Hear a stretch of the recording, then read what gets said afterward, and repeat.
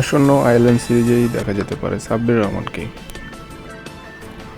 যদিও নির্বাচক প্যানেল থেকে এখন পর্যন্ত কোনো ইঙ্গিত পাওয়া যায়নি, ভক্তদের বিশ্বাস আসন্ন আয়ারল্যান্ড সিরিজ থেকেই সাব্বির রহমান খেলবেন। চলমান এনসিএলে দারুণ ছন্দে রয়েছেন সাব্বির রহমান। 6-4 ও 2-6-এর মাধ্যমে খেলেন অনবদ্য 54 রানের ইনিংস, যেখানে ছিল অনেক দৃষ্টিনন্দন শট।